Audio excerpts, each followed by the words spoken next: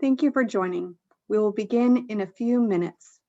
Please note that while we've tried to maximize platform access, the Zoom experience may vary based on your device, version of Zoom, or internet bandwidth. Thank you.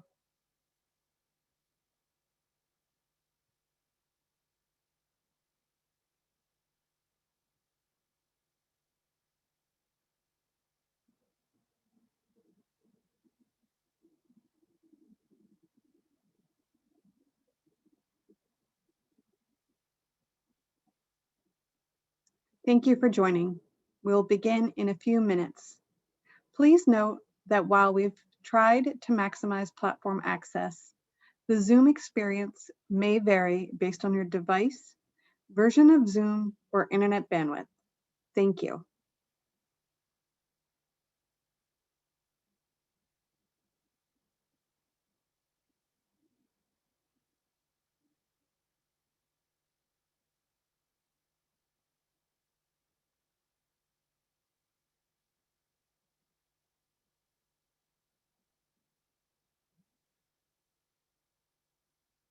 Thank you for joining. We will begin in a few minutes. Please note that while we've tried to maximize platform access, the Zoom experience may vary based on your device, version of Zoom, or internet bandwidth. Thank you.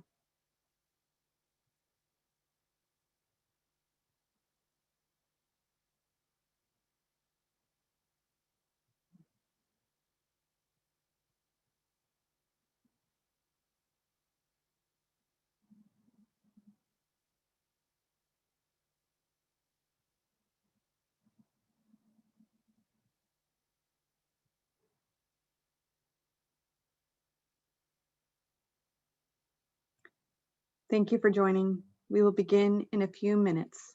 Please note that while we've tried to maximize platform access, the Zoom experience may vary based on your device, version of Zoom, or internet bandwidth. Thank you.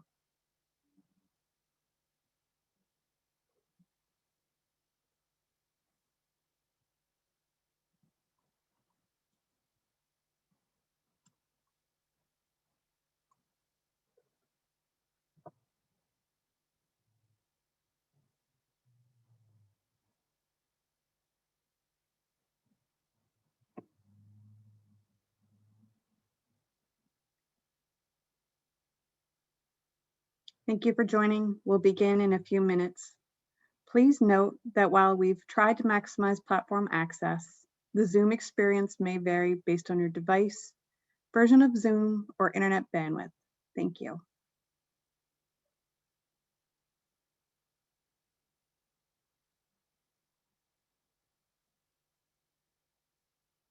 Welcome to the San Antonio International Airport Noise Exposure Map Update Public Workshop.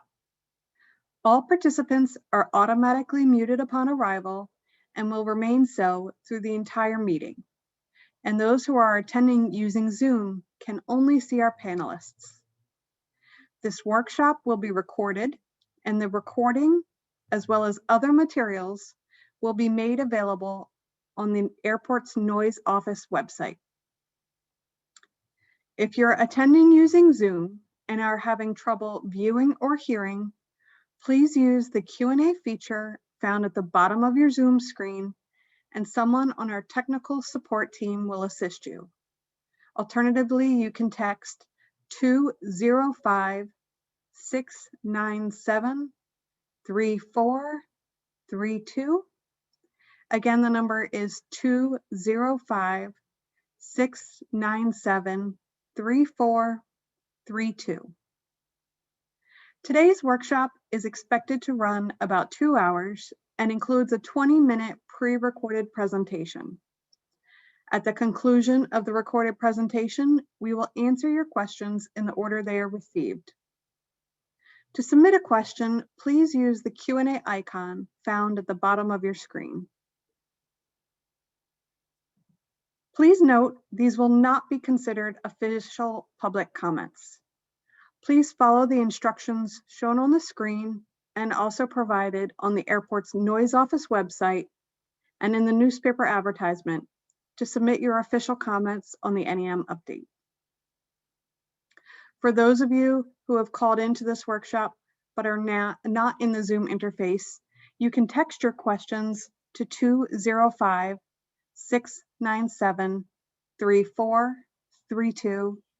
Again, that's 205-697-3432. As we begin this meeting, the Honorable Councilman Perry from District 10 and the Honorable Councilman Courage from District 9 have recorded welcoming messages for you. Howdy.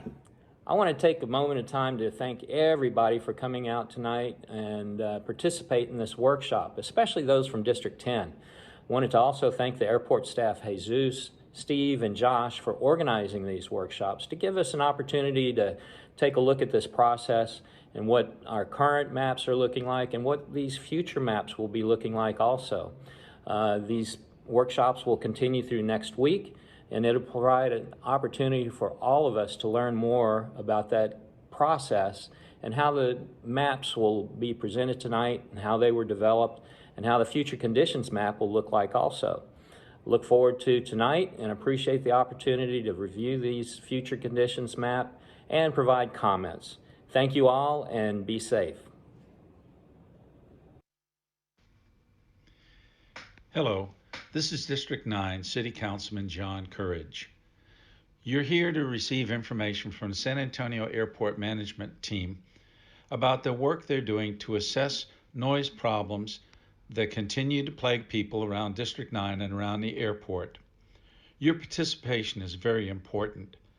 A lot of this information will be shared eventually with the FAA, and steps will be taken, hopefully, to mitigate the noise problems that concern many people who live in and around the San Antonio airport. I hope your full participation will add a lot to the work they're doing to help improve the quality of life for all of us who live in and around San Antonio airport. Thank you. I will now turn this over to the Director of the San Antonio International Airport, Mr. Jesus Saenz, who will provide some brief opening remarks before we share the pre-recorded presentation. Welcome to the San Antonio International Airport Virtual Public Workshop for our Part 150 Noise Exposure Map, or NEM Update. I am Jesus Saenz, Director of Airports for San Antonio Airport System. I'm here to thank you for joining us once again for our virtual workshop and to give you some history of the noise exposure map in an effort to put everything into context. The City of San Antonio completed its first comprehensive Part 150 study in 1990 and has conducted numerous updates throughout the last 30 years. These updates ultimately resulted in the Comprehensive Noise Abatement and Mitigation Program. This noise exposure map update allows us to better understand the current noise exposure environment as well as the current concerns of our nearby communities. This is the second and the final series of workshops that will occur during the 2021 NEM update process. The first set of workshops, held back in October 2020, reviewed the assumptions and resulting contours associated with the development of the FAA 2021 Existing Conditions Noise Exposure Map Draft. This second set of workshops focuses on the draft for the 2026 Future Conditions Noise Exposure Map. We have historically conducted our public workshops in person, but in an effort to remain compliant with current COVID-19 guidelines and encourage maximum participation while maintaining the safety of everyone in our community, we're continuing the use of a virtual platform. I know a virtual approach may not feel as personal to some, but I am optimistic that we can still have an engaging discussion around the noise exposure map update, just like we did in October of last year. Thanks again for joining us, and we look forward to hearing your questions and your concerns. That is why we are here. Thank you, Mr. Saenz. We will now begin the public workshop presentation. Hello, and welcome to the virtual public workshops for the San Antonio International Airport's Part 150 Noise Exposure Map Update. I'm Steve Alberson, the Environmental Science Associates Project Director for this study. We appreciate you attending this workshop today. Your participation and input is a key component of this study. This set of workshops is a continuation of the workshops we held in October 2020, where we presented the draft 2021 Existing Conditions Noise Exposure Map. Today, we will review what was covered in that first set of workshops, including information about the 14 CFR Part 150 study process, how sound is measured, how we model aircraft noise, and what is considered compatible land use. However, we will also discuss the draft 2026 Future Conditions Noise Exposure Map. 14 CFR Part 150 refers to Title 14 of the Code of Federal Regulations, Part 150, which outlines a voluntary process that an airport sponsor can undertake to identify and address non-compatible land uses in the vicinity of an airport. Noise studies, including a noise exposure map update, must comply with 14 CFR Part 150 guidelines in order to be accepted by the Federal Aviation Administration, or FAA. Part 150 establishes a methodology to prepare aircraft noise exposure maps, or NEMs, and noise compatibility programs, or NCPs, when applicable. If noise exposure maps show that there are non-compatible land uses and a noise compatibility program can then be undertaken, it's important to note that the process also provides airport sponsors with an opportunity to engage local stakeholders, including you, to hear their concerns. The proactive engagement process of Part 150 is an excellent way to educate the community about the existing noise environment and identify areas of non-compatible noise exposure and their potential eligibility for noise mitigation. While it was too early in the process to determine future potential eligibility during our first set of workshops in October 2020, today we'll be presenting the draft 2026 Future Condition Noise Contours and the associated impact analysis, which will help inform future discussions regarding potential eligibility for acoustical treatment. Aircraft noise is regulated at the federal level. The FAA is the responsible federal agency and will ultimately accept the noise exposure maps once they are found in compliance with the requirements of 14 CFR Part 150. The FAA approves the flight procedures and certifies pilots and aircraft, both of which influence noise in your area. State law establishes the zoning and land use compatibility framework. Although local governments can establish noise ordinances, aircraft operations are exempt from those ordinances. As such, as the airport owner and operator, the City of San Antonio has very limited authority in adopting noise restrictions. The city is primarily responsible for building and managing airport infrastructure such as terminals and runways to meet the needs of the traveling public. Local jurisdictions and states can promote compatible land use through methods such as zoning, establishing real estate disclosure requirements, and mandating sound insulating building materials. 14 CFR Part 150 requires documentation of the noise exposure in the vicinity of the airport, specifically the day-night average sound level, or DNL, 65, 70, and 75 contours. A noise contour depicts the levels of equal aircraft noise exposure. The noise exposure map reflects the DNL contours presented over land use base maps. Base maps depict an airport's layout, local land use jurisdictions, major land use categories, noise-sensitive receptors, and other information required by 14 CFR Part 150. All land uses outside the DNL 65 contour are deemed by the FAA to be compatible with aircraft noise. 14 CFR Part 150 requires NEMs for the year of submittal to the FAA and a 5-year forecast. Therefore, this study will develop noise contours for the 2021 existing conditions, or baseline year, and the 2026 future conditions year. For this Part 150 study, 2019 airport operations were used to represent the 2021 baseline operations. In consultation with the FAA, it was assumed that no growth in aircraft operations would occur between 2019 and 2021, given the global slowdown in aviation activity due to the COVID-19 pandemic.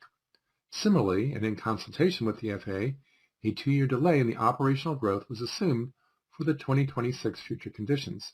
As such, the 2024 activity forecast was used to represent the 2026 operating conditions. This is an overview of the NEM update process. Up to our current point for the first set of public workshops, we have identified key issues gathered and analyzed airport and aircraft operational data, developed land use maps, and generated draft noise exposure contours for the 2021 existing conditions and 2026 future condition years using the FAA-approved Aviation Environmental Design Tool, or AEDT. Our most recent step was to analyze the population and land uses associated with these noise contours and document the findings in the NEM Update Report, which is available for review at the airport's Noise Office website.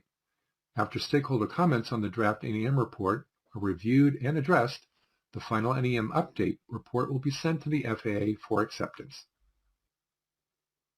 The FAA has adopted the day-night average sound level, or DNL, as the primary metric for 14 CFR Part 150 studies. DNL represents the total cumulative sound exposure in decibels over a 24-hour period. This metric considers the total number of operations at an airport over the course of a day. For Part 150, we are required to evaluate the average annual day. To reflect the increased sensitivity to noise at night, DNL uses a 10 decibel weighting for nighttime events between 10 p.m. and 7 a.m. Because noise is measured on a logarithmic scale, this essentially weights each nighttime event as equivalent to 10 daytime events. Average annual day aircraft noise exposure is calculated over a broad area and depicted using contour lines of equal noise exposure. The left side of this slide shows the building blocks of DNL, which involve generating hourly average noise levels and ultimately a 24-hour average sound level plus the addition of nighttime weighting penalty between 10 p.m. and 7 a.m. This slide shows the various activity levels that can combine to result in the same amount of noise exposure. While two people may experience the same noise exposure in terms of DNL, they may experience a very different number of aircraft overflights and noise levels depending on the time of day and where they are located around the airport. This study is required to use the FAA-approved Aviation Environmental Design Tool, or AEDT, version 3C. AEDT uses detailed aircraft operational information to generate noise contours. Data inputs used in the modeling process include aircraft fleet mix information, such as aircraft type, arrival and departure times, trip distance, runway use, flight track location and usage, and weather conditions such as average temperature and humidity. For this Part 150 study, we generated the draft 2021 existing condition noise contours by using actual calendar year 2019 operational data, and we generated the 2026 future condition noise contours by using the 2024 activity forecast. Noise modeling provides airport sponsors with key insights into the current and projected noise levels in the vicinity of an airport, especially how noise exposure is affected by changes in aircraft fleet mix or changes in aircraft operations and procedures. It can also provide the community with insights into noise exposure, as well as how that noise exposure is anticipated to change over time. You may be wondering why we use modeling instead of actual noise measurements. While noise measurements provide noise levels at a specific point and can be helpful when understanding historical trends, they provide limited information when evaluating DNL over a broad area surrounding an airport. Noise monitors may also include the contribution of non-aviation noise sources. As a result, FAA and Part 150 regulations require the use of a computer model to determine noise exposure. This allows calculation of noise exposure at numerous points around the airport, and it also enables the prediction of future noise exposure levels based on expected changes in aircraft activity. Regulatory guidelines for noise and land use compatibility are included in Table 1 of Appendix A of 14 CFR Part 150. The FAA has established DNL 65 as the significance threshold for noise-sensitive land uses such as residential, places of worship, and schools. All land use types located outside of the DNL 65 contour are considered compatible for the purposes of 14 CFR Part 150.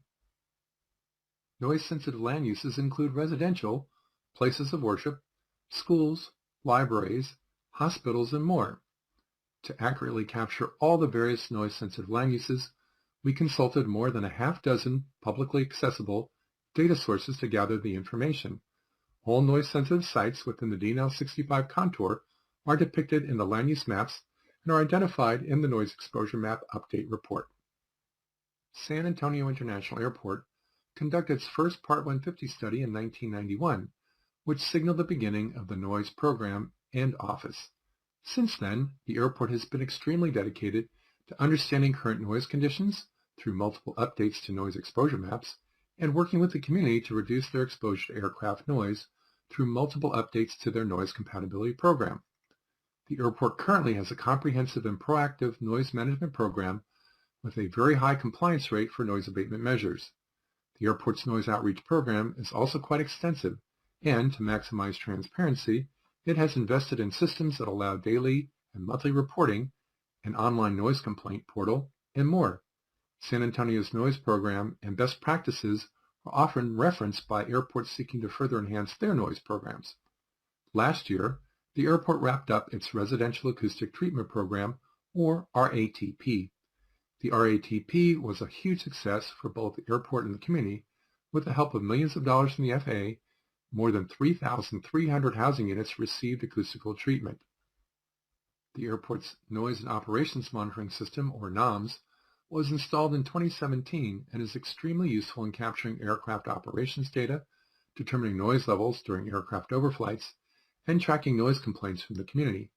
The community has access to all of this information via a portal on the airport's Noise Office website.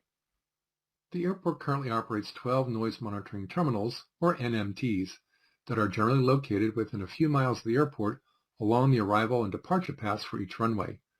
While these NMTs can capture certain data related to aircraft overflights, it's important to note that the sound levels they record are not used to generate the noise contours we will present here today. NMTs measure sound at a single location and therefore cannot be used to determine cumulative noise exposure over a large area.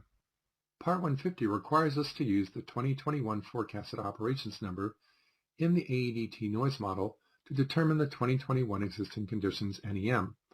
Because the COVID-19 pandemic has seriously disrupted global aviation activity, predicting future aircraft operations is filled with uncertainty. Rather than trying to capture and model that uncertainty, in consultation with the FAA, we use the last reliable full year of aircraft operating data, which was calendar year 2019. Similarly, Part 150 requires us to use 2026 forecasted aircraft operations in the AEDT noise model to determine the 2026 future conditions NEM. In consultation with the FAA, we assumed a 2-year delay in future aircraft operations growth due to the COVID-19 pandemic. Therefore, the 2024 pre-pandemic forecast was used to depict the 2026 aircraft operations. Both the 2021 and 2026 annual aircraft operations are shown here. The number of aircraft operations is the biggest factor for determining the size and shape of the noise contours.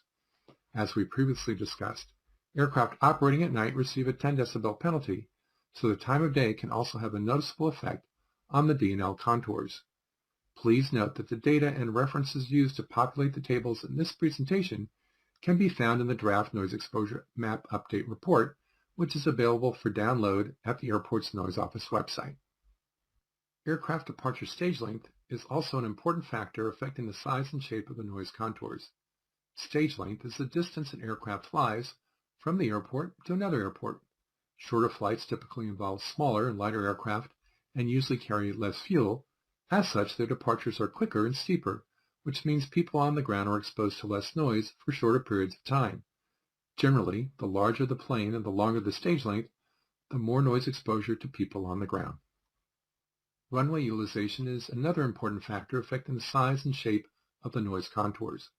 Higher runway utilization generally results in larger noise contours.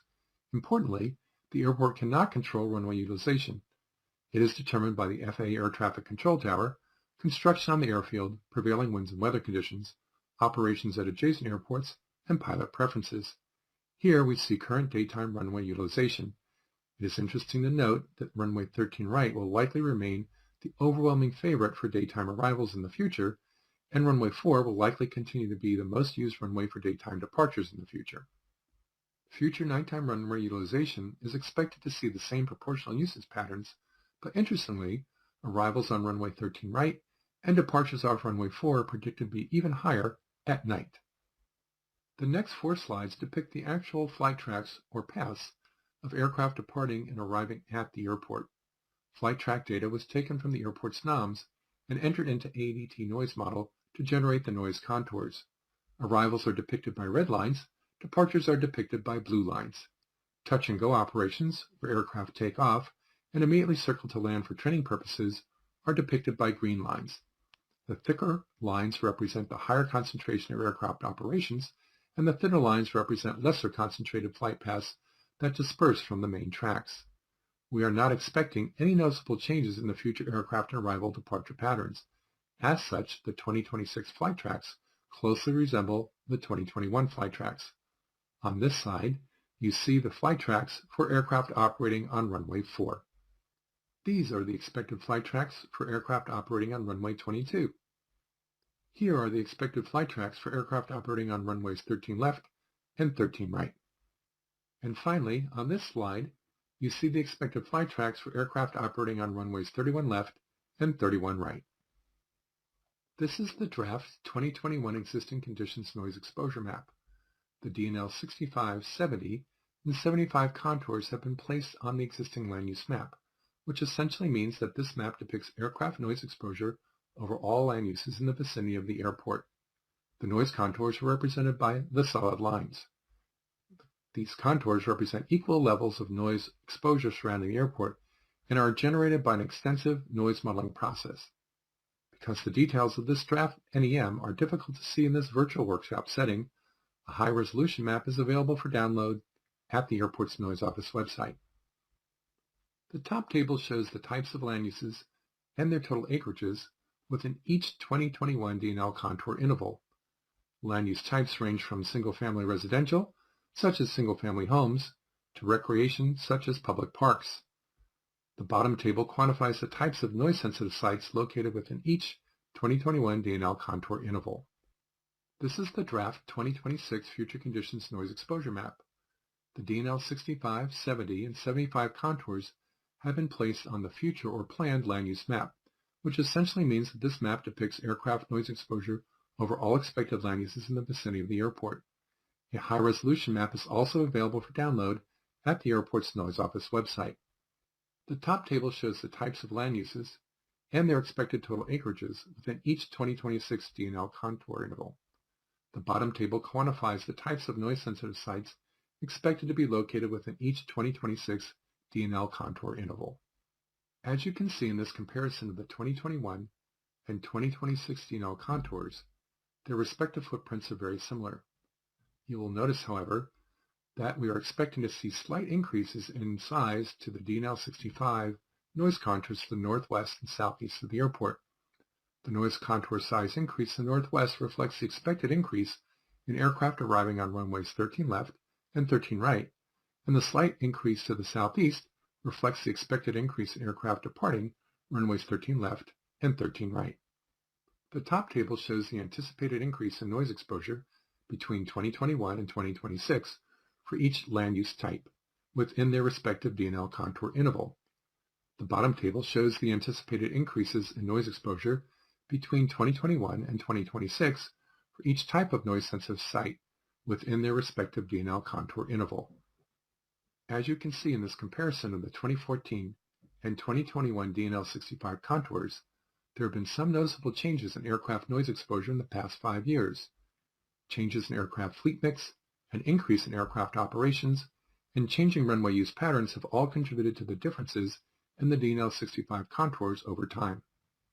Similar to the previous comparison of the 2014 and 2021 baseline DNL 65 contours, a comparison of the 2019 and 2026 future conditions DNL 65 contours shows that predictions of future operational activity reflect anticipated changes in fleet mix and runway use patterns. As we have previously discussed, the next step in the Part 150 study process is to address your written comments related to the information presented in the previous set of public workshops held in October 2020, this set of workshops, and the Draft Noise Exposure Map Update Report. Our goal is to submit the draft NEM report, which will include your comments and our responses, to the FAA by the end of April 2021. Once the FAA has had an opportunity to review the draft NEM report, we expect that by August of this year, the FAA will issue a finding that the San Antonio International Airport noise exposure maps comply with federal regulations. Questions submitted via the Q&A feature of the Zoom platform during the interactive portion of the virtual public workshops are not considered official public comments. If you would like to submit an official comment, we encourage you to send your written comments by either email or regular mail to the addresses provided on this slide. These addresses will be provided again at the end of today's workshop. We ask that you please submit your comments by 5 p.m. on Friday, March 19th, 2021. All written comments will become a part of the project record and will be included in the final NEM report. On behalf of the City of San Antonio and the entire Part 150 study team, I want to thank you for your interest and participation in the San Antonio International Airport Noise Exposure Map Update.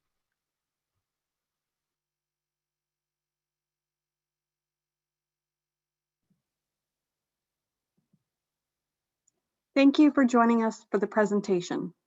We would now like to begin the question and answer portion of today's workshop. As a reminder, please use the Q&A icon at the bottom of your screen to submit your questions.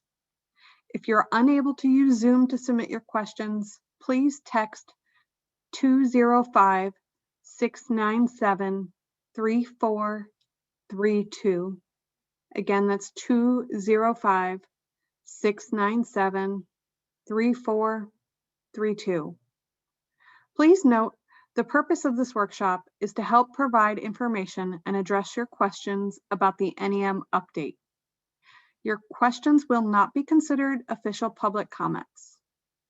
Please follow the instructions on the screen, and they're also provided on the airport's noise office website and in the newspaper advertisement to submit your official comments on the NEM update. We will start by answering questions that came through during the presentation portion of the meeting, and we will continue by answering questions in the order that we receive them. We may group questions based on related topics, so please don't be concerned if we don't immediately answer one of your questions, but we will attempt to answer them in the order they were received. During this workshop, the Part 150 study team and airport staff will be responding to questions relevant to the NEM update process. While we value all input, we kindly request other questions not related to the NEM update be directed to airport staff outside of the workshop environment. You can email the airport at airportnoisehotline@sanantonio.gov. I would now like to introduce our panelists. I am Autumn Ward.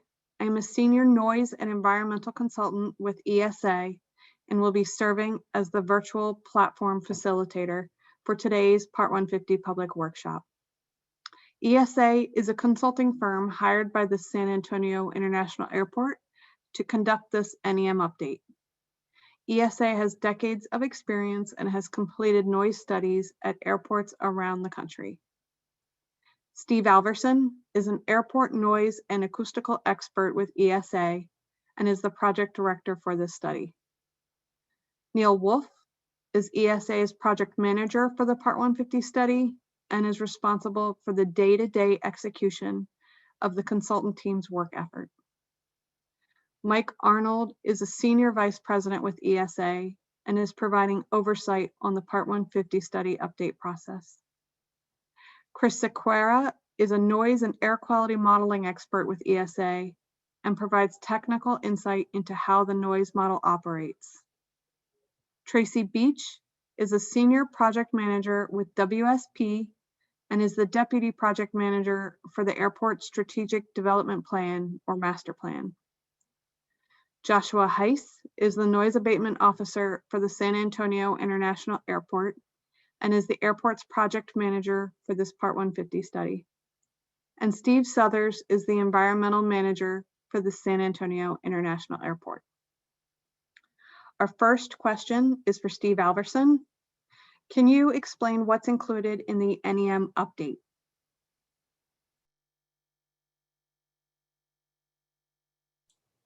Thank you for passing along that question, Autumn. Yes, I can explain what's included in the NEM update. The primary purpose of the NEM update is to update the noise exposure maps or noise contours for the existing year and for a year 5 years out. And as you heard from our presentation video, that we're looking at the years 2021 to represent the existing year and 2026 to represent the future year. The input that goes into that is all the operations that occur at the airport in terms of aircraft types, fleet mix, flight tracks, times of day, runway use, as we described in the earlier video. And in addition, we're looking at the change in operations as time moves on. So the future case will have show or reflect the growth in those operations over time. In addition to that, we also include the land use around the airport to see which areas are compatible with aircraft noise and which areas aren't. As well as a part of this process is to gain public input into this process, into the noise exposure map document. So ultimately, the document that's produced includes not only the two noise contours, the 2021 and 2026 contour, but all the information about the operations at the airport that were included in the analysis, as well as the comments, and then our responses to those comments. And that information is passed along to the Federal Aviation Administration. Thank you. Our next question is for Neil, and several people asked very similar questions. Will the presentation be available on a website as well as this recording? The answer is yes. So tonight's workshop is being recorded. Give us about a day or so. We will get that processed and posted on the airport's noise office website, as will be all 4 of the workshops this week. And I think there's some additional questions about where you can get the presentation materials. They can be downloaded from the airport's noise office website. And there's printed materials available at a number of libraries and at the airport itself. And Josh, I don't know if you wanted to go into any more detail about where those materials are.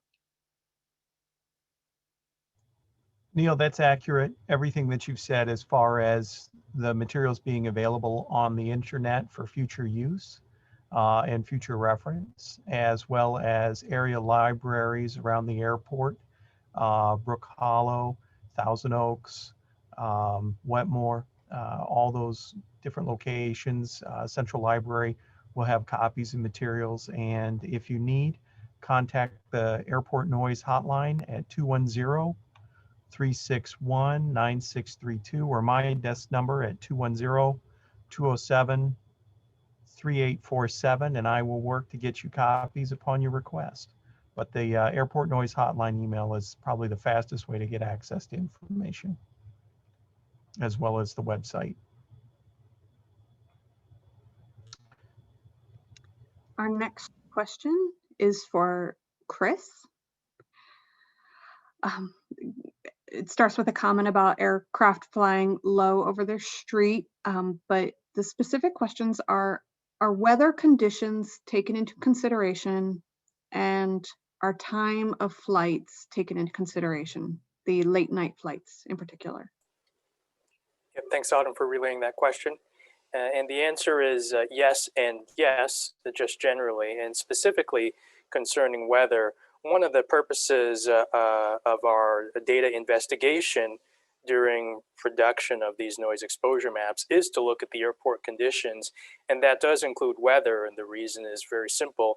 Weather affects how aircraft fly, and it also affects how noise propagates. And the noise model we use, which is the Aviation Environmental Design Tool, as mentioned in the presentation, incorporates both of those aspects of information. So we look at the appropriate weather conditions for the airport, and those are encoded into the model as averages.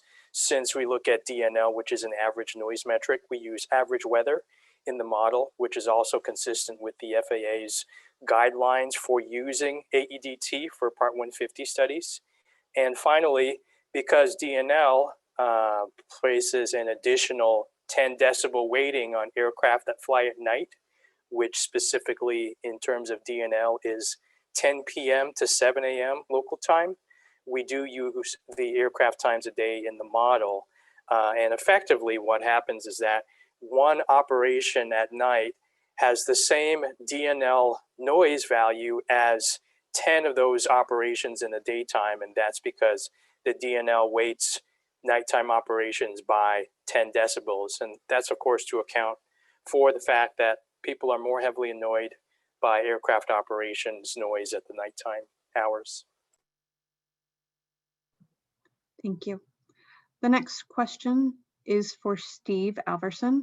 How do I know if my house is affected by the airport noise that I hear? So I guess I would say interpret that question to be, would I be qualified for the sound insulation program or acoustical treatment program that's been conducted in the past? In the noise contours that we showed for 2021 and 2026 are an indication of one of the criteria for homes to be included in the noise contours. And what they've indicated to, or in an acoustical treatment program, what the update has indicated to us is that there would be no new eligible homes for an acoustical treatment program moving forward. Either homes that were previously didn't qualify for the program, or no new homes were added due to the size and shape of these noise contours. Of course, you are welcome to download these materials as Neil had described and take a look at where your home falls in relation to those contours. But we can state, based on what we've seen so far, that there would be no new acoustical treatment program conducted as a part of this NEM update following on. Thank you. The next comment is for Joshua. I live in Walker Ranch, and many times aircraft take off to the northeast and turn early and go right over my neighborhood. They also seem to be powering out earlier than they are supposed to. I don't know if you want to talk about your current procedures, Joshua. Well, earlier this year, there were a number of events at the airport where different runways had some projects occur and some work done on them that required the use of singular runways. And oftentimes, I think during the time frame of around June or July through November, runway 13 right was the primary runway in utilization, 13 right, 31 left, because runway 422 was having some improvement projects occurring, which meant that a lot of the departures and arrivals were occurring on 13 right, 31 left, which would have put some of the departures over the Walker Ranch area, putting flights to turn to the north, depending on their departure and their next location where they were heading to. The flights are under the direction of the FAA air traffic controllers based on availability of runways and weather conditions, which means that the arrivals and departures would alternate depending on wind direction and available circumstances on the runways. Now that both runways are open and available, a lot of times wind direction will have an influence over which runway we use. But I think that that may be some of the cause for some of the departures that went towards the northeast. Thank you. The next question is for Chris. Do you use actual empirical data to verify your noise models? If not, how do you know they're accurately depicting reality? Thanks for relaying that question, Autumn. So as discussed in the presentation, Part 150 does require us to use noise modeling and not noise monitoring data to develop the noise exposure maps. However, the model that we use, this Aviation Environmental Design Tool, or AEDT, is essentially developed by the agency using algorithms that are considered industry standard. And just a little bit about the history, the model used by the industry for noise prior to AEDT was called the Integrated Noise Model. It's actually developed in the late 1970s to respond to the mandate not only for federal agencies to look at their environmental impacts, which is the National Environmental Policy Act, but of course also in response to various laws that were passed regarding abating and mitigating aviation noise at that time. So The algorithms that were developed to model aircraft noise were developed in conjunction with the industry in a working group that is now known as SAE A21. And in that industry, you have government agencies, you have manufacturers such as Boeing, you have other noise experts. NASA also participates in that. And the whole purpose is to verify and validate the algorithms that go into models such as AEDT. So there have been campaigns in the past that look at noise monitoring data and how that compares to the model results that are produced. In some certain cases, there are some projects that have gone on across the country where the noise modeling data has been cross-checked against noise monitors, specifically to get a general sense of whether everything is in the ballpark or not. But the FAA specifically requires the use of noise modeling and not noise monitor data to generate the noise contours that you see here. And of course, because of that, it's also in the FAA's interest to produce a model that's as accurate as possible. There are a couple of thousand airframe engine combinations in the model that are used to generate the noise levels that form a part of the noise exposure maps. And also, as you'll see in the document, if you have the opportunity to read that, we look at actual radar data to generate the flight tracks that go into the model. And of course, we look at the times of day and the runways that are used by aircraft operations to assemble those noise maps. So we believe that we've used the best quality data and the best quality algorithms to produce the noise exposure maps that you've seen in this report. Thank you. Next question is for Mike. What is the purpose of the noise monitoring terminals if you don't use the data in the modeling? The noise monitoring terminals, San Antonio has 12 located at various points around the airport, allow the airport noise office to correlate activity, operational activity, and noise events to noise complaints. When people call in and they have a concern about a specific operation, it allows for correlation of that activity. And it allows the noise office to explore and to understand why that, that actual operational event may have triggered that activity. It also provides insights into trends at the airport. And it also can allow for comparison of the noise generated by different aircraft at those different locations at the airport. So provides insights into the operational activity, kind of the noise on a single event basis, and a means of correlating noise events and community comments or complaints to actual activity that's occurring. And Josh, if there's anything else you'd like to add, I'd be glad to have you jump in. Sure. And if you want to view live monitoring of the noise monitoring terminals with just a few minutes lag, you can go to webtrack.emsbk.com/SAT2. And that's WebTrack is spelled WEBTRAK.emsbk.com/SAT2. It's featured on our website as well, but that's a way for you to take a look at the monitors in real time with their noise levels as they've been affected by flights passing overhead, which will be designated with aircraft in different colors for arrivals or departures, and overflights. And it's kind of interesting to watch to see real-time operations in the San Antonio area and the surrounding airports.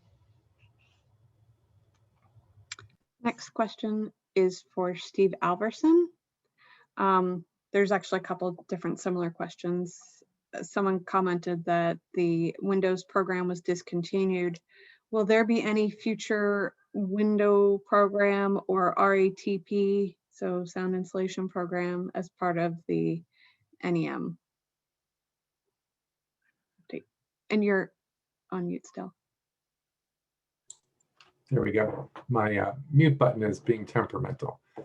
Thanks for passing that question along, Autumn. And as I mentioned a little bit earlier, the reason, or one of the reasons for doing the noise exposure map update, is to see what the current noise exposure is, what the future noise exposure is, and if there would be the potential to expand or reinitiate a residential acoustical treatment program, or ATP. And what the contours show is that that won't be the case in this instance. As I mentioned earlier, the contours don't encompass any new residential areas that either weren't treated before or weren't qualified in the previous program. So and there are two separate processes: the noise exposure map, defining what the noise exposure is, and if it shows that there are impacts and the need to introduce a residential acoustic treatment program, then there would be a noise compatibility program. What we've seen so far indicates that there's not a need for the follow-on noise compatibility program. But of course, Steve and Josh will continue to do the work that they do to address aircraft noise concerns on a daily basis. But at this point, there's no anticipation that the residential acoustic treatment program would be continued. Thank you. The next question is for Chris. What is the definition of day and night? Thanks for relaying that question. And very simply, I want to emphasize that when we talk about daytime and nighttime, we are talking specifically in the context of DNL, or the day-night average sound level, which is the noise metric that the FAA requires us to use for these types of studies. So for the purposes of DNL, daytime is 10 p.m. I'm sorry, daytime is 7 a.m. to 10 p.m. and nighttime is 10 p.m. to 7 a.m. That's times local, all local times. Thank you. Next question is for Steve Alverson. Why did the study assume a decrease in nighttime flights for 2021 and 2026? And that was shown in slide 18. Thank you, Autumn. The study actually shows an increase in nighttime flights. I think what the person who's asking the question might see is that the nighttime flights are a smaller percentage of the overall flights, which simply means daytime flights increased at a faster rate than the nighttime flights increase. But the 2026 nighttime flights are greater than the 2021 nighttime flights. Thank you. The next question is for Joshua. When will the next NEM be developed? Thank you. The noise exposure map update is a voluntary process. And what we typically do is we evaluate these updated noise exposure maps every 5 years. So conceivably, we would look at this in the 2026, 2027 timeframe for the next update. Thank you. The next question is for Mike. The noise meter equipment is located several streets away. How is this recording noise levels accurately, and noting that they can feel vibrations and early morning flights that wake them up? Well, the challenge is that there are only 12 noise monitoring terminals around the airport, and that is precisely why we use modeling for the purposes of generating the overall noise exposure and that calculation process that goes into developing contours. The model allows us to calculate the noise at thousands, virtually unlimited points around the airport, and ultimately connect those points of equal noise exposure to create those contours. And I didn't catch the latter part of that question, if I got it all or not, Autumn. It was just a comment about feeling the vibration and the early morning flights that wake them up. But the question was focused on the noise monitors. Yeah. I'd like to add just a little bit to that, if I may. Sure. The noise monitoring terminals also go through a calibration exercise annually, and they auto-calibrate every 24 hours internally. Any issues identified with the noise monitoring terminals with power outage or network access or any details like that are reported to me for coordination to support to bring the terminal back online as quickly as possible. So they're actively monitored daily to make sure that they're up and reporting and recording information. Thank you. Next question is for Steve. I hear a lot of airplanes taking off and I received new windows. What are we doing about that? So the question to me implies that the new windows aren't performing the way in which the resident would like. And unfortunately, there's no program supported by the Federal Aviation Administration right now to upgrade windows that have been previously installed. It's something that's been looked at and considered, but right now there's not an opportunity to do that. And as I mentioned earlier, there isn't going to be an opportunity moving forward to install new windows for those who haven't had them previously within the contours that we just developed. Thank you. The next question is for Mike. Why do you say that my house isn't in the noise zone, but I hear aircraft taking off at all hours of the day and at night?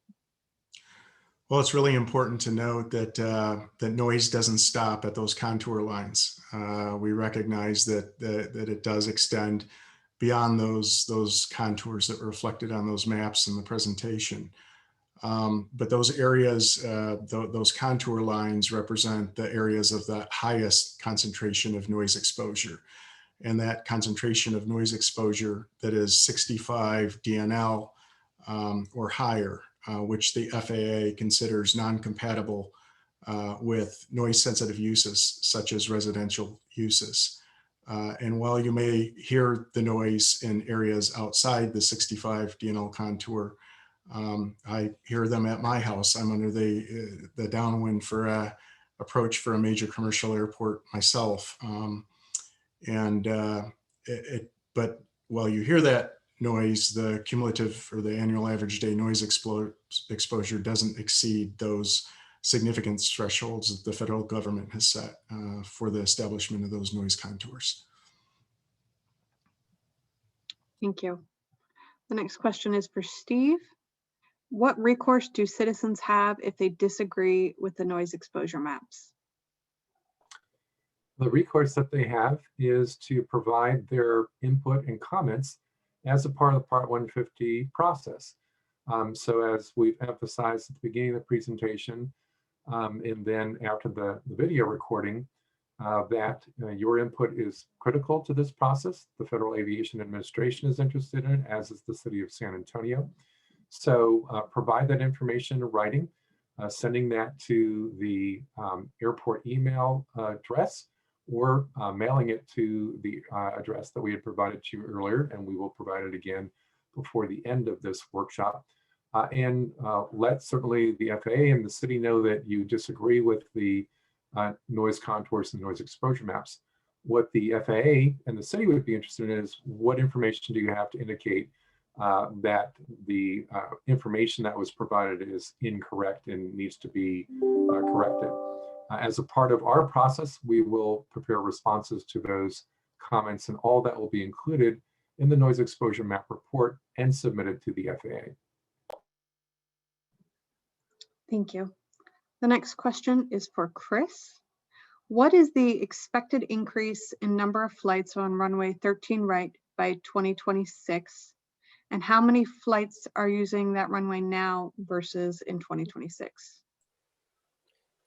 Thanks for passing along that question, Autumn. So I will emphasize, as mentioned in the presentation earlier today, what we're using for our data for years 2021 and 2026 is an FAA-approved forecast of operations that takes into account the drop in traffic due to the COVID-19 pandemic. So the operational counts, I believe, that you're asking for are, in terms of my response, specific to that FAA-approved forecast. And those numbers were, of course, used in the noise modeling process. So in our document, if you look at Chapter 4, there are tables 4-5 and 4-6 in the chapter 4 of the document, and that contains information on the runway use that we modeled for these noise exposure maps. We have the year 2026, 247 operations, and it's approximately a 10%-ish increase from the previous scenario. So looking at the future condition, runway 13 right, 247 operations, approximately a 10% increase from the existing condition. Thank you. The next question is for Mike. Your map showed quite a spread of flight patterns for runway 13 right. Why are the noise contour lines so focused in line with the runway and not more spread out based on the flight patterns? It depends on the actual volume of aircraft that are using each of those flight tracks. If it's a arrival track, the highest concentration of aircraft will be on the straight in center line track. Departure tracks may vary greatly depending on exactly where the aircraft are departing to. But a very narrow, straight contour shape generally indicates noise generated by arriving aircraft, and those aircraft that are on the extended center line, well away from the airport as they execute their stable approach into the airport. So I think the area referenced 13 right, that would reflect the high volume of arrivals that 13 right receives relative to the overall activity that occurs at the airport. And I would just add to Mike's response, which was excellent, that the aircraft have to be established on the instrument landing system several miles out from the airport. So that's why our, as Mike said, arrival contours tend to be very narrow and focused. And then on the departure end, like departures off runway 4, they tend to expand out a little bit and be wider as the aircraft are more dispersed. Thank you. The next question is for Joshua. Can the airport provide information and recommendations about noise reduction products, such as insulation, windows, or doors? Thank you. We try and take a look and answer information to the community when they call in with questions like this to identify that each house is unique in its construction. And while there's a lot of different products available to insulate homes from sound, it's an approach that's evaluated in a case-by-case basis. But I think that, you know, if you call the noise hotline, we can talk a little bit about different options that could be included in a house or suggested equipage or updates to a house that may reduce sound from aircraft. Thank you. The next question is for Steve. Did you visit any of the homes in the area to experience what we experience on a daily basis? Your models don't reflect what we deal with. The windows in my home rattle with the aircraft that take off and land.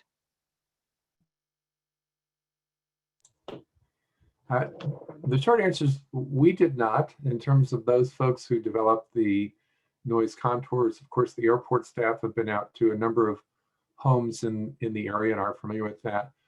And our personal opinion about what's loud or not is really not a part of this process. It's a matter of developing these noise exposure maps to the standards that the Federal Aviation Administration requires, and then providing them off for the FAA to review. Noise is a very, very subjective item. So what might be disturbing to me, certainly in terms of the type of music that my kids used to play, was disturbing to me, and they loved it. It was wonderful sound to them. So for us to go to a home and sort of render an opinion about whether it's loud or not isn't scientifically appropriate. It's appropriate to use the technology available to us through the Aviation Environmental Design 2 models, put those operations in there and develop those contours consistent with federal aviation regulations.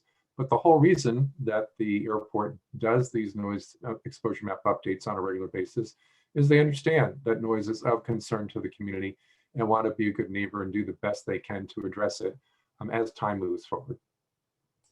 Stephen, if I could, I might just add that in a normal environment, normal project, non-COVID situation, we would be conducting these workshops in the communities. We actually do drive all the communities during the study, typically try to get a feel for what's there, see things firsthand, see the terrain changes and other factors that, you know, that may not be readily available or readily seen on a satellite map. So I just wanted to acknowledge that this is an unusual circumstance. Normally we'd be with you in your neighborhood having this meeting today. So hopefully we can get back to a little bit more normal situation soon. Thank you both. The next question is for Joshua. Are cargo such as FedEx and UPS flights departures scheduled minutes prior to 10 p.m. to avoid the nighttime penalty or waiting? Thank you. The flights are scheduled as defined by the operators and the available runways that are made to them by the FAA air traffic controllers. So when the shipping companies need to make their scheduled flights, they're doing so based on their efficiency and when their packages are loaded and the planes are ready to go. Don't believe that they're doing this to beat the clock and get out before 10 o'clock to avoid the penalty. In this case, it's purely based on their operational needs when their packages are prepped and ready for the shipments to make their next destination. A lot of times flights come in early in the morning and late at night to meet our overnight shipping requirements in the community. Hey, Josh, if I could add to that, one thing I would note is that our modeling is based on actual arrival times and not scheduled arrival times. And what we find often is that aircraft that are actually arriving, it might be non-cargo aircraft that are arriving to the airport late in the evening that are delayed by weather or other types of conditions. We are reflecting that. We analyze a year's worth of, a full year's worth of data. So we're not looking at whether the plane was scheduled to arrive before 10. We're looking at when it actually arrived. And oftentimes there's a delay that causes that aircraft to arrive later. And we are reflecting that in the noise modeling.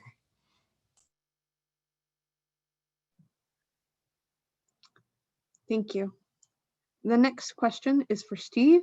Someone is asking for clarification. You had previously stated that no one qualifies for noise abatement, and they weren't sure if that was related to a different noise abatement program. I assume that they're asking about Windows or RATP though. Sure, I can clarify it on two fronts. One is that the previous residential acoustical treatment program, or RATP, has been concluded. And so, as we mentioned earlier, roughly 3,300 homes were treated as a part of that process, and that program is no longer going on. One of the reasons for updating the noise exposure map is to see if, in fact, there are any new homes that would be within the 65 DNL contours and would qualify for acoustical treatment moving forward. And there are other criteria as well. And what we saw from the analysis that we did is that there are no new properties that would qualify for a new residential acoustic treatment program moving forward. So there wouldn't be, under normal circumstances, a noise compatibility program following this noise exposure map update to lay out a program. There just isn't a need for them underneath the current federal standard. Thank you. The next question. Hold on. I'll add to that. Sorry. Again, and we take a look at this every 5 years, provided that If it looks like there may be an increase in flights, we'll be looking at that again in the future. But again, if that's not the case, this is voluntary. There is that possibility this could be the last noise exposure map update if there's no increase in flights. Okay, thank you. And Joshua, hopefully you can answer this next one. What are the planes that can land or take off at San Antonio versus Austin? And can all the planes using Austin use San Antonio? Each airport's going to be different in their configurations, and Austin has longer runways, so there may be some aircraft that are utilized in Austin that wouldn't necessarily be scheduled to fly here at San Antonio, but conceivably all the same flights that operate out of Austin would also work here, but they do have a longer runway, so there could be some instances and one-offs of larger aircraft flying there that wouldn't necessarily be scheduled here. Thank you. The next question is for Steve again. This commenter noted that they've lived in their house since 1970 and that they noticed the airplanes are landing low and the engines are loud, especially FedEx. And they asked if this is going to get worse. And there's a second part asking about compensation for new windows, which I think you've addressed, but in case you want to touch on that too, Steve. Sure. If I forget about the second part, please remind me, Autumn. So one thing that has certainly happened during COVID-19 pandemic is air cargo operations have ramped up at a number of airports throughout the United States, simply due to the need to ship vaccines, to ship personal protective equipment, other types of items that are needed to address the pandemic, as well as we've moved as a society to doing a lot more online purchasing. We get a lot of our food that way. And so in general, there's been an increase overall at airports in the United States as a result of the pandemic for seeing some increased cargo activity. We would expect to see an increase continue. The question is, what rate will that continue at? We don't know at this point in time because the pandemic is still ongoing. It's also important to note as well that the passenger fleet has obviously had diminished operations. People aren't flying as much as they did before. And so we're seeing sort of an offset in relation to that. Fewer passenger operations, fewer daytime operations are occurring. We again expect that those will ramp up over time as people feel comfortable flying again, but we don't know when that will happen, simply because it's the pandemic, it's an unknown experience and it takes a while for that to occur. And finally, on the point of operations, we've seen fleet mixes change as well. A number of the airlines have taken their older aircraft out of their fleets. They've essentially retired them as a part of, in response to the pandemic, and they're not coming back. So for example, an older MD-80 type aircraft that's been retired by a few airlines, we just won't see them flying again because they're out of service permanently. So that change in fleet mix is also a benefit as well. Ultimately, how that will affect the size and shape of contours, we'll need to see a few years down the road. We've done our best we can to take that into consideration for the 2026 contours, but as it's been explained a few times, it's difficult to predict exactly when things will pick back up again.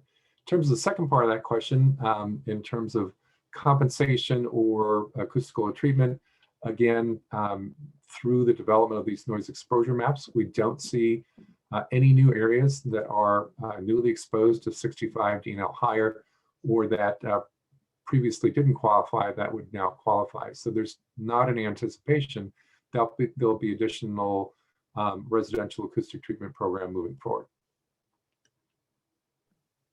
Thank you. The next question is for Mike. I see aircraft flying low to land at the airport, and my front door video sensors set off by noise and vibration regularly. Does making a formal complaint with our FAA Regional Noise Ombudsman, Christy Ashley, make a difference? It never hurts to express your concerns about the aircraft operations to the FAA. However, if the aircraft are on arrival, as Steve indicated earlier, those aircraft are on a very stable and fixed glide path coming into the airport, well away from the airport. So whether there's anything that can be done about it, if it's particular to arriving flights, I think that's another challenge. So again, the purpose of the Noise Ombudsman is to be there from the FAA standpoint to help facilitate discussion and concerns related to the community and aircraft operations. But whether it's going to change anything or result in a benefit, I think given that the type of activity that was referenced was an arrival, I think it would be very challenging to indicate that that would result in an improvement. Thank you. The next one is a comment, and they've noted that they have seen an increase in air traffic and noise with smaller aircraft going directly over our house near Navco and Country Lane. And Neil, I want to take this opportunity. Can you make sure everybody knows how they can submit noise comments and as official comments on the NEM report as well? Sure. So you're always welcome to submit a comment to the noise office. You can submit those comments via email, airport noise hotline at sanantonio.gov, or you can call them at 210-361-9632. However, if you would like to make comments to be considered part of the official record for this project, those comments need to be submitted in writing. And so again, you can submit an email, obviously in writing, to that same email address, airportnoisehotline@sanantonio.gov, or you can send your written comments via regular mail to the address that's listed on the screen in front of you. And if you can't see that, that's San Antonio International Airport, 457 Sandow Road, Building 1039, Attention Environmental Stewardship, San Antonio, Texas, 78216. And be sure to get those comments in by March 19th. So if it's an email, it needs to be submitted by 5 p.m. And if it's regular mail, it just needs to be postmarked by March 19th. And as I think Steve Alberson described earlier, any written comments that are submitted, we will answer those, and they will be addressed in the update report. Thanks. As far as increase in flights over Navco and Country Lane, that's to the southeast of the airport. That's a location that would often have arrivals approaching the airport as flights could be directed to approach the airport to the southeast. If winds come out of the northwest, they'll be approaching in that direction, especially this time of the year with colder weather. Thank you. Next question is for Chris. Is aircraft thrust reverser on arrivals included in the noise model? Thanks for relaying that, Autumn. And the simple answer is yes, it is included. And as a matter of fact, there is a specific set of calculations that AEDT uses to calculate or estimate reverse thrust noise from aircraft on arrival. And of course, if that level of detail is something that you're interested in, there is a technical manual that provides the algorithms and the numerics for what AEDT actually calculates. You can find that information at the website aedt.faa.gov. And the specific model that was used for these noise exposure maps in this study is AEDT version 3C, and that's C for Charlie. So very simply, yes, thrust reverser noise is included for aircraft arrival operations in the noise model. Thank you. The next question is for Joshua. I'm well outside the 65 dB contour in the Woodlawn Lake area, and sometimes many aircraft will fly directly over our home. And from the presentation, they understand that this is the responsibility of the controllers and request a contact to address concerns about overuse of a flight path. Well, thank you. I would be happy to take calls from the individual at the noise hotline with discussions about overuse of runways and talk in detail about how flights are directed around the airport.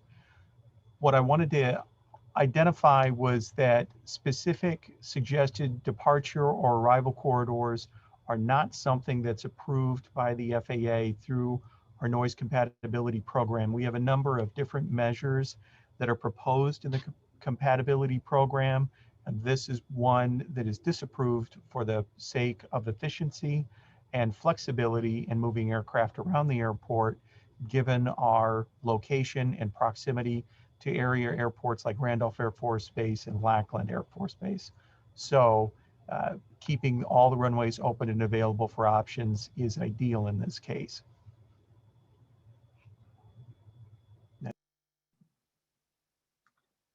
Thank you. The next question is also for Josh. With the uncertainty about how fast airplane travel will recover, and if the actual growth in flights exceeds the current projection, will the NEM be updated sooner than 2026, 2027? I would say that, again, it's a voluntary effort, and we take a look at updates to the noise exposure map every 5 years. We'll pay close attention to the industry trends for recovery, depending on how quickly we come back to full recovery and growth. But again, a voluntary measure. We look at these updates every 5 years. I'll reach out to Neil if he wants to add additional information about future recovery measures, or Tracy.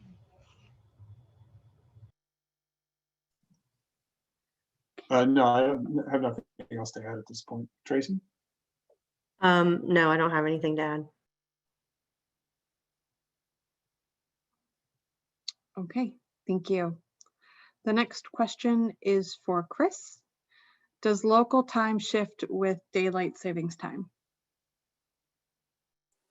Thanks for passing on the question. So as we had talked about a little bit earlier, one of our key data inputs is actual radar flight tracks that we use to develop the aggregated tracks used in our modeling. And when we look at that radar data, it is encoded in local time. So as daylight savings time becomes active and inactive, those times also shift appropriately in our data, and therefore ultimately do get represented in our modeling process. So the answer is yes, our modeling does account for daylight saving time. Thank you. The next question is for Joshua. When I moved to my neighborhood in 2012, they looked into the acoustical program. They said their cul-de-sac was on the map within the noise contours, but they were told the street address was not on the list. Is there anything you can expand on about their street being on the map and not included? Taking a look at different locations around the airport, we've had a number of noise exposure maps developed in the past, 2009 and 2014. And whenever these updates are in play, the contours change. And when the contours change, we found over time that they've moved closer to the ends of the runway. And a lot of times there are residences that are within the areas of treatment, but as the updates apply, the contours move closer to the airport, dropping those residences off the contours for eligibility. So, excuse me, while it may have included a particular residence at one time, during the next round of updates, when the contours move closer, that eligibility changed and the properties were deemed ineligible because they were not within the 65 decibel day-night average or DNL contour. Thank you. The next question is for Chris. My understanding is that you're using FAA-approved modeling parameters and not empirical data. Since we don't have access to the modeling, what is the end result of our input, since our input represents empirical reality? Thanks for relaying that question. So a major reason why we're here at this workshop this evening is not only to hear your questions, but also to remind you that there is the opportunity to submit formal comment on everything that you've heard today, as well as everything that you find in the noise exposure map update report. And in that report, we provided essentially all of the key inputs that we use in our modeling process, and that's aircraft types, times of day of aircraft operation, the use of different runway ends and flight tracks. And we've also provided an appendix that explains aircraft noise as a topic and gives details on what the modeling process looks like. So we certainly invite you to review that data and let us know your thoughts in terms of whether we've captured everything that needs to be captured in the modeling process, and whether you believe that there are other factors that need to be looked at that we may have overlooked. Certainly the FAA's regulation 14 CFR Part 150 dictates what is supposed to be looked at in the modeling process for these types of studies. But certainly if you have questions or concerns on the types of data that we've put in order to comply with those regulations, we would invite your comment on that. So yes, while we've used the noise modeling process to generate these noise exposure maps, it's certainly our view that we've used the best available data on real aircraft operations as well as real airport weather to generate those noise exposure maps. And if you believe that there are modeling factors that have been overlooked, we'd certainly like to hear that from you. Thank you. The next question is for Steve. How do FAA noise compatibility measurements compare to EPA noise pollution standards? Thanks for passing that question along, Autumn. So many years ago, the Environmental Protection Agency, or EPA, was sort of the hub of where a lot of environmental laws were written and approved.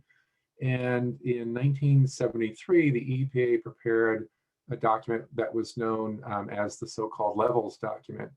And what it did was set out levels that were considered to be the requisite levels to protect public safety and welfare with an adequate margin of safety. And at that time, the EPA said that if there were no other considerations or other concerns, that they would recommend to accomplish that goal of setting a standard that would provide, protect public health and safety with an adequate margin of safety was 55 DNL, which of course is 10 DNL less than what the FAA currently uses. And what they based that on was they thought at the time that 60 was probably the correct level to use, and that by reducing it by 5 decibels, it would provide that adequate margin of safety.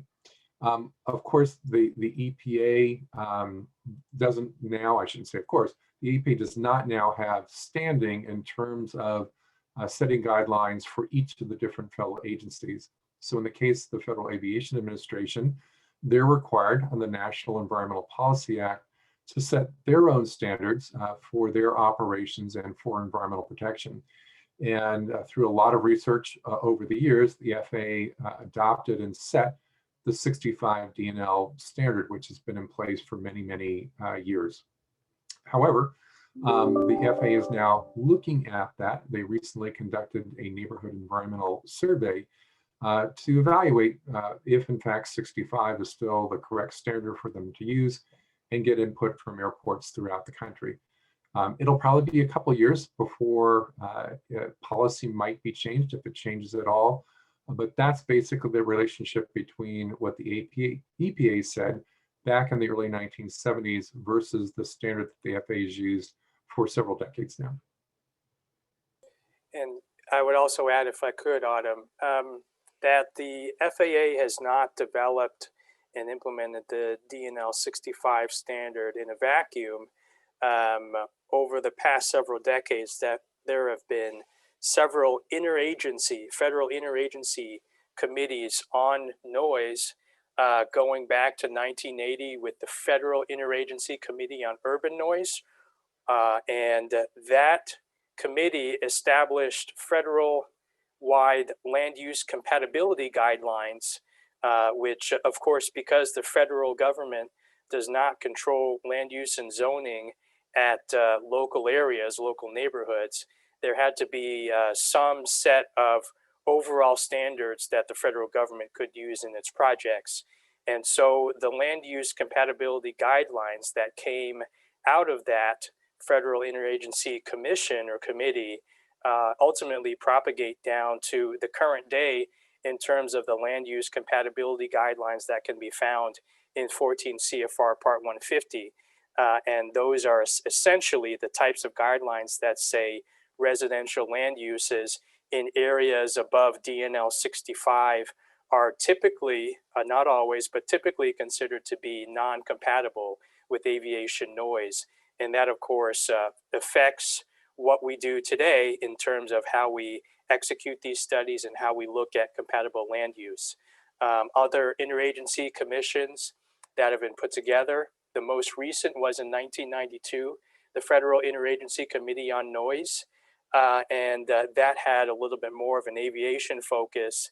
And at the time, essentially amplified and verified the DNL 65 standard at that time. As Steve just mentioned previously, now that we're a couple of decades on, the FAA is once again reevaluating to determine whether that's the appropriate threshold going forward. But unless that policy is changed, and until that policy is changed, we still do abide by DNL 65 as indicated in 14 CFR Part 150. Thank you both. Our next question is for Joshua. They were commenting, I think it's a previous commenter, about the smaller flights going directly over their house, and they wanted to know if there's been a change in flight patterns going over NACO and Country Line, and if it's a temporary or permanent. Nacogdoches. Right. Right. So taking a look at the question, flights can occur at any location, city, time, as the flights are under the control of the pilot and the FAA air traffic controllers, and no one area is excluded from flights overhead. This location happens to be at the Nacogdoches in 410 in the country lane area to the southeast of the airport. And that is a corridor that experiences both arrival and departures. It's not a new route. There could be instances where there's frequent utilization of the smaller, the runways that are aligned from the northwest to the southeast with runway 3 left, 31 right, which is the general aviation runway that's used by the propeller-driven aircraft and general aviation aircraft versus the commercial flights that operate off of 1-3 right, 3-1 left. Now, those operations are taken into account in study. Runway operations can occur 24 hours a day, 7 days a week, as we're federally funded. So there's not been a change in direction for utilization of general aviation or propeller-driven aircraft. It may just happen to be that there's been a number of privately owned and general aviation aircraft that have been utilizing, and you happen to notice them more frequently now. Thank you. The next question is for Chris. During 2019 morning rush hour from 6 to 7:30, runway 13 right was approaching full capacity of approximately 30 takeoffs and landings per hour. Does your study take runway capacity into account? Thanks for passing along that question. And the answer is yes, we do take runway capacity into account indirectly based on our observations of how the airport operates. So the AEDT is not an airport planning tool. It does not simulate runway capacity or other things like that in terms of how aircraft are allocated among runways. Instead, we actually put runway use into the model ourselves based on our expert assessments of how aircraft operate, as well as our review of the actual radar flight tracks for the airport. So based on our review of San Antonio International Airport's runway use data and actual flight tracks, we established the runway use that you see in the model. So in cases where runways are heavily used and the FAA has to spread operations to different runways, we actually see that in our radar data and are able to capture it in our modeling process. So the answer is yes, in terms of airport capacity and how the airport supports different operations at different times of day, we do capture that indirectly through review of the actual data.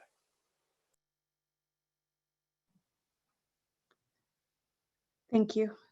The next question is for Joshua.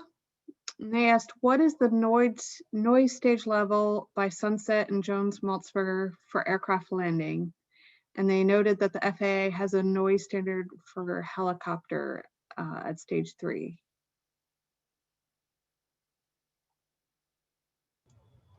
Thank you. What I think is being asked is, what is the noise monitoring terminal's noise level at the Sunset and Jones-Maltzberger location, which is NMT, or Noise Monitoring Terminal 8. Right now, taking a look at it at that Ridgeview location, it's reading about 55 to 57 decibels at this time. And when flights go overhead, it will adjust accordingly based on the sound that it measures with flights landing on that runway. And that could vary, upwards, to 65 to 75, depending on the type of flight that's going overhead and how fast or how slow or how low and what type of aircraft it is, but it varies at that location. I think that's what we're looking for in this answer here. Thank you. The next question is for Steve. The military aircraft do touch and goes and are sometimes very loud. Are they exempt from noise requirements? And that's for Steve Alberson. Yes, military aircraft don't need to meet Federal Aviation Administration certification requirements. They only apply to commercial aircraft that are being operated within the national airspace. Obviously, military aircraft have a very different mission than passenger aircraft do, and so noise is a secondary concern, if you will, depending on the aircraft type. And so they don't have to meet specific noise levels. And in terms of their operation at a commercial air carrier airport like San Antonio International Airport, the airport has signed grant obligations to the FAA based on funding they've received to make airport improvements.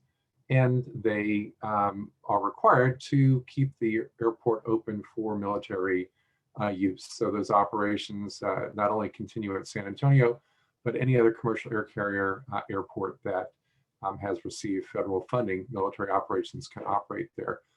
Based on the proximity of local military airfields, you'll probably see more touch and go operations at a place like San Antonio than you would at a commercial airport that is more distant from a military field or has much more international or full capacity. Of course, that's not happening right now due to COVID, but being close to military airfields lends itself to having military aircraft come over and do touch and go training for proficiency. Steve, if I could just add to that as well, that just to emphasize that the military aircraft are included in the analysis of the noise generated at the airport, though. So, well, what Steve referenced was true from a aircraft certification standpoint.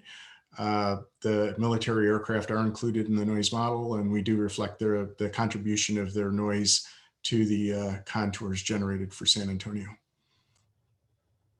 And I'll add to that question as well, if that's okay. We have a number of fixed-based operators or FBO offices surrounding the airport that have agreements to refill or refuel military aircraft on cross-country hops or cross-country training missions that fly through the San Antonio area and frequently stop here for fuel versus going to the military bases, which are dedicated to training missions for the pilots that are on station there. We don't have a unit that's been assigned here, but it's just a utility that we have to service aircraft that come in for fueling. We're a federally funded airport with federally funded runways, so all the different federal agencies can have their aircraft come here, from NASA to the Marine Corps and the whole group. Thanks. Thank you all. The next question is for Joshua. We bought in 2015 in Ramsey, and my neighbors' homes previously received new windows, and we did not qualify. Can you expand on that? Taking a look, could be a number of reasons for that. At one time, the house could have been eligible, the residents could have been eligible, but there could have been a change in the contours, like I discussed earlier, that moved the contours close to the airport, removing the house from eligibility. The other consideration is that the house may have been disqualified for or no longer eligible for other reasons. There are 3 criteria that are used to evaluate whether a house is eligible to participate in the program. The location of within, if the residence is within the 65 decibel contour, whether the home is older than October 1st of 1998, and whether the interior of the home exceeds 45 decibels. If all 3 criteria are met, then that makes the home eligible. But as the contours have moved, some eligibility has changed over time. And sometimes the home may be within the contours, but built after the October 1st, 1998 date established by the FAA for program guidance on this.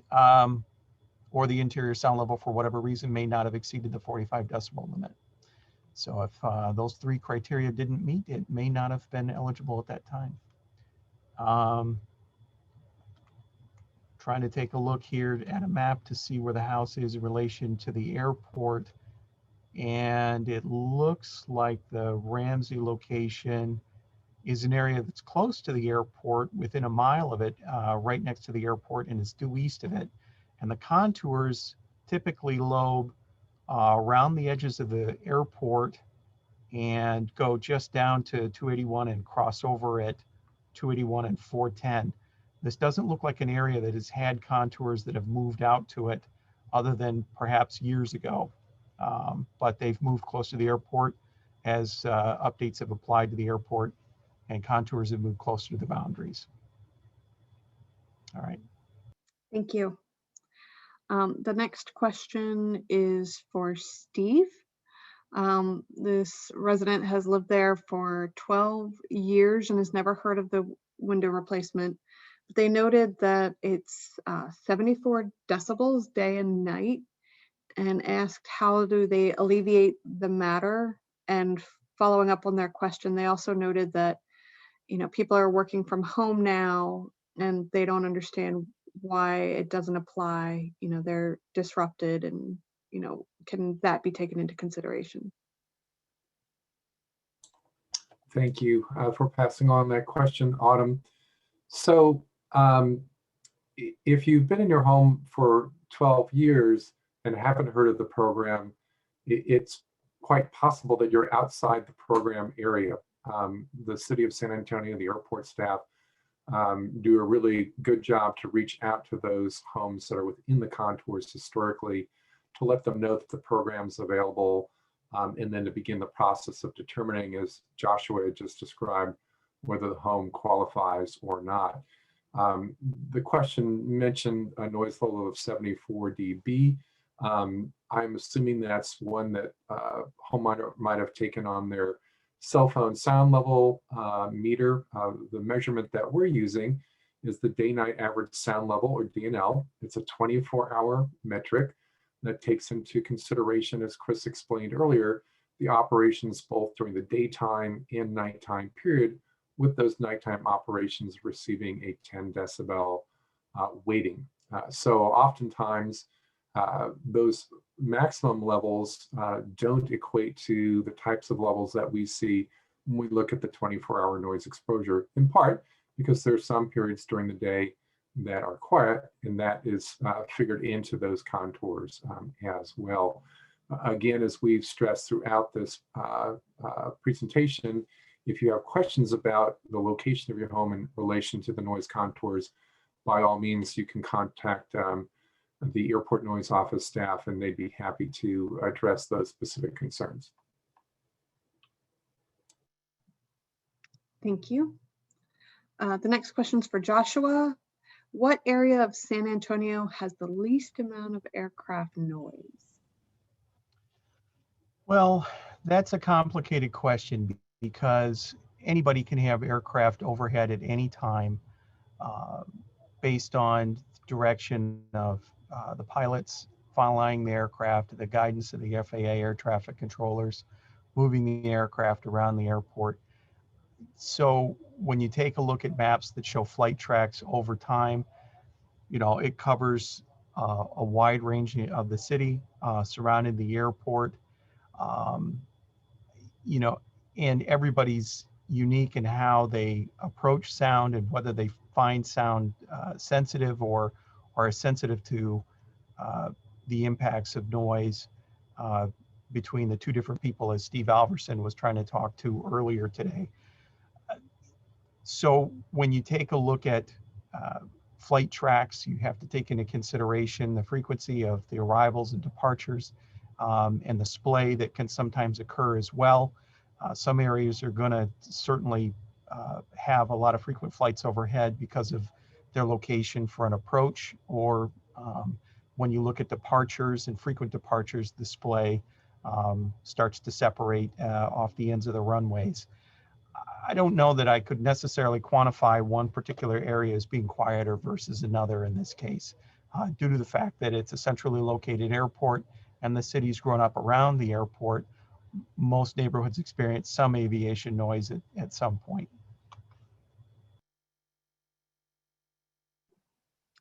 Thank you. The next question is for Neil. Can you provide contact information for FAA's Ombudsman, Christy Ashley? Certainly. I'll read it off here and then I will put it into the chat section. All right, so her name is Christy Ashley, spelled K-R-I-S-T-I, Ashley, A-S-H-L-E-Y, and her phone number is 817-222-5101, and her email address is 9-ASW-noise, N-O-I-S-E, at faa.gov, G-O-V. And I will go ahead and put that in the chat right now, just in case anybody didn't get that. Thanks. Thank you. I think the next one has been addressed, but I want to make sure that their comment is noted about, it's not often, but it's annoying when it happens, that military fighter jets and trainers sometimes do touch and go operations at the airport, and it's extremely loud. Joshua, I think you already covered why they operate there, but is there anything else you wanted to say? I think I could just briefly say that we have arrangements with our fixed-based operators to refuel the military aircraft that pass through the area. And while there are military bases nearby, their dedication is to the units that are training at those locations. Other aircraft that are not based at the San Antonio bases, when they pass through for fuel, an efficient way to get refueled is to pass through the San Antonio airport and visit those locations to pick up and get their load of fuel before they continue on to their next destination. In Autumn, I would just add that it's really critical for pilot proficiency to use more than just one airport to do their training at. So even though they might be based nearby, it's not unusual for military aircraft, fighter jets, as well as cargo aircraft to go to other commercial airports and use those airports to do their training so that they're capable of essentially of landing at any airport they need to in the world. Thank you both. The next question is for Chris. Local building construction can impact the noise model, especially large buildings. I think they want to know if they're taken into account. Yeah, thanks for relaying the question. I just want to answer this in two ways. The first way is, and I believe one of these two ways will get at the essence of the question, so I just want to make sure I address both. I would first say that the noise model does not actually model interior noise, it models exterior noise. And one of the reasons for this is it's very, very difficult to get the data for interior noise levels because each building has different types of construction, which can drastically affect the noise levels on the inside versus what's done on the outside. So that is not a part of the model in terms of interior noise modeling. The second thing I would add, which may also get at the heart of the question, is that the AEDT does not have a built-in method of calculating the way that buildings, let's say such as large buildings, shield or reflect noise from one building to another. That is not part of the model. There is currently not an approved modeling algorithm for calculating those types of properties of noise in terms of what we would call in the industry reflection, refraction of noise. However, I will say, and I've also been in conversations where this has come up at the working group SAE A21, which I mentioned earlier. The FAA and other organizations are actively looking at modeling algorithms that could include the way that noise reflects and refracts and bounces around and gets shielded by buildings. However, at this time, there's not an FAA approved algorithm for looking at that type of factor. So that is not included.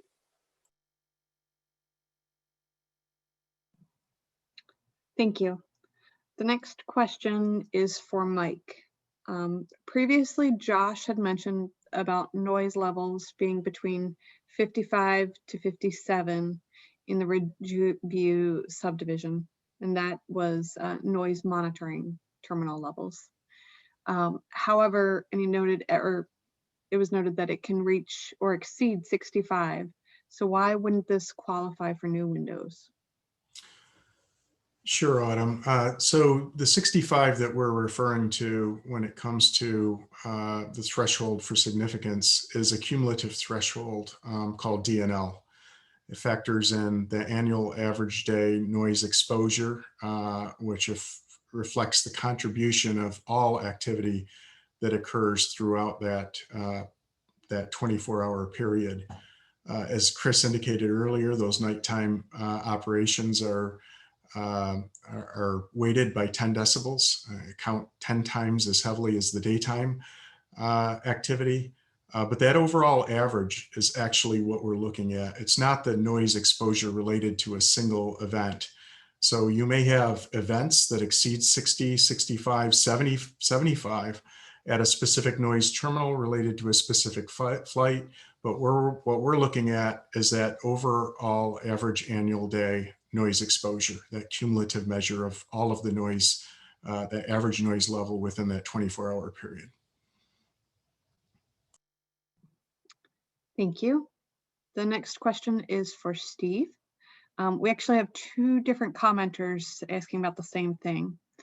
The first one noted, if one of the criteria is a noise level of 45 dB inside the house, and you don't empirically measure the noise inside the house or anywhere, how do you know what the noise level is? And the other person noted, how can you prove that interior decibels are above 45? Thank you for passing on that question, or both those questions, Autumn.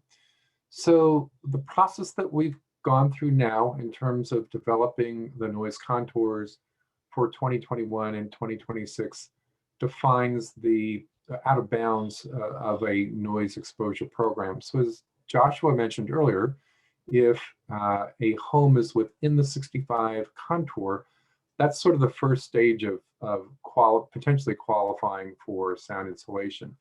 Then, as Joshua mentioned, the second criteria might be whether the home has met building codes requirements, other types of requirements, as well as he'd mentioned whether the home was built before October 1st, 1998. Again, that's a federal aviation regulation requirement to ensure that no newer homes are included in the program. If all those criteria are met and the city of San Antonio were to undertake a residential acoustic treatment program as they did previously, then those homeowners are notified that their houses are within these noise contours, and a program is set up to go out and measure the noise both on the exterior of the home and the interior of the home to determine whether or not the home meets that 45 DNL level.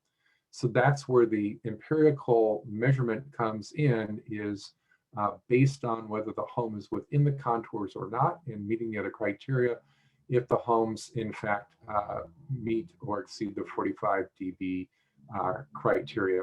And that's done by typically an acoustical consultant that's been hired by the city to do that work. If there's not a program in place, which is what we anticipate will be the case, a homeowner doesn't have the opportunity necessarily to make noise measurements and then provide them to the city and say, well, my home interior is above 45 DNL, simply because that initial criteria of having 65 DNL contours doesn't exist at this point in time. Thank you. The next question is for Joshua. This commenter noted that they have homes built in 64 in Waxwood and 1952 in Lawndale, and they've had them since the 50s and 1970, and they've never heard of the abatement program. Is there a way to apply when it's available? Right. And I need to apologize. I've been doing a terrible job with my directions all night. But the Waxwood Lane location is to the southwest of the airport in the Sure Hills Ridgeview area. And that residence that you've had for a number of years has not been involved in the residential acoustic treatment program because the noise contours have not extended beyond 281 and 410. It's been a very short contour to the southwest of the airport. And because the contours did not move into the neighborhood, your house was not contacted as being considered eligible to participate in the residential acoustic treatment program. What was the other house? It wasn't Waxwood, but it was, do you remember? Linwood? Linwood, yeah. It was on Lawndale. Lawndale. Lawndale. Oh, Thank you.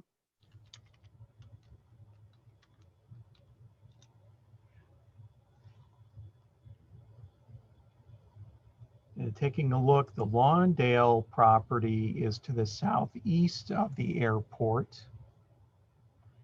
And that property may not have had contours surrounded at one time to deem it to be eligible.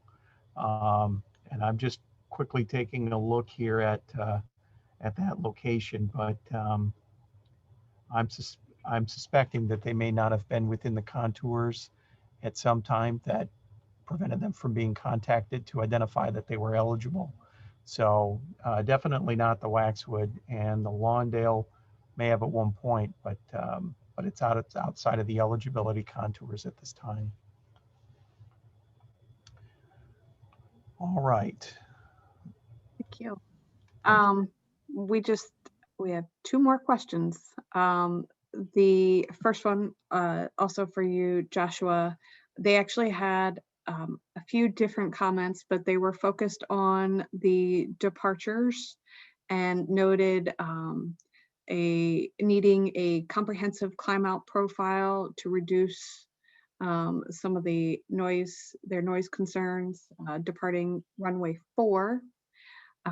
They also provided a letter that they submitted to Councilman Courage. Unfortunately, we can't see any of the graphics that they referenced. If just a side note to this commenter, if you can submit your comments with graphics via the information that we'll reiterate at the end, so we could see those, I'm sure the airport would be happy to respond. So Joshua, can you touch on the departure corridors? And if Right. So these are excellent questions and very detailed that have come up. And just with the cursory understanding in the context of all these different questions that we've been answering, I think I hit on this a few moments ago or earlier in the conversation. We take a look in the noise compatibility program with the series of noise abatement measures that are proposed and are either approved or disapproved by the FAA. And departure corridors are typically disapproved by the FAA in this instance because they remove the flexibility and efficiency for utilization of all the runways. While this is an interesting concept that you've proposed, it's maybe worth taking a look at, but for now, with our latest noise compatibility program update that was accomplished in 2014, 2015, it was any suggestions for a preferred departure corridor off of runway 4 or would be disapproved for airspace restrictions due to the location of Randolph Air Force Base and a potential reduction in air traffic efficiency and flexibility.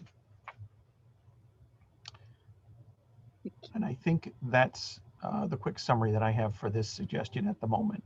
But I do have the email and we'll discuss with more detail in the future. Thank you so much. The next question is for Steve. There are low-flying helicopters right over our homes. Can flights be directed away from my house? Thank you for passing that along, Autumn.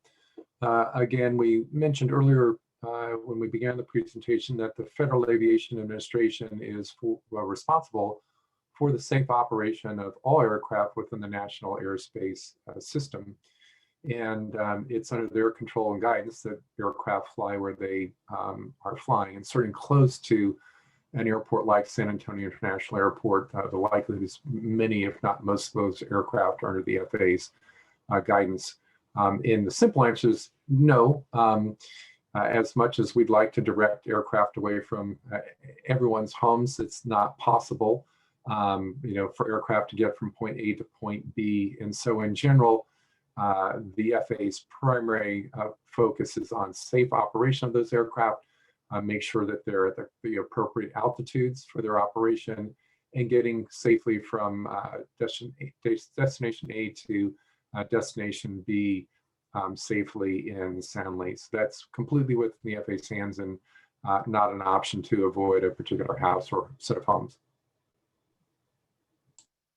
Thank you. And our last question for the night is for Neil.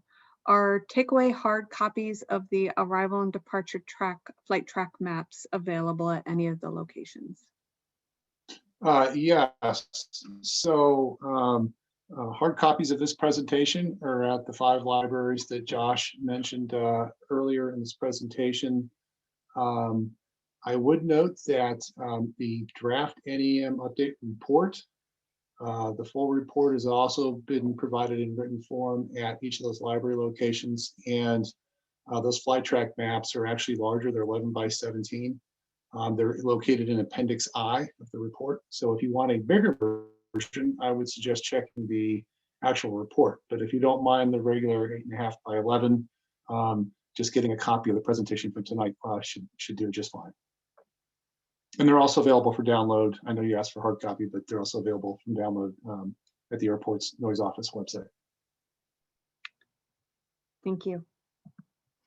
And thank you very much for joining us for today's virtual workshop. We hope you found the information helpful and informative. As a reminder, the public comment period is open until March 19th. Please follow the instructions on the screen and provided on the airport's noise office website and in the newspaper advertisement to submit your comments on the NEM update. Comments must be submitted or postmarked by 5 p.m. on March 19th. The email address is airportnoise@sanantonio.gov. And the mailing address is San Antonio International Airport, 457 Sandow Road, Building 1039. Attention Environmental Stewardship, San Antonio, Texas, 78216.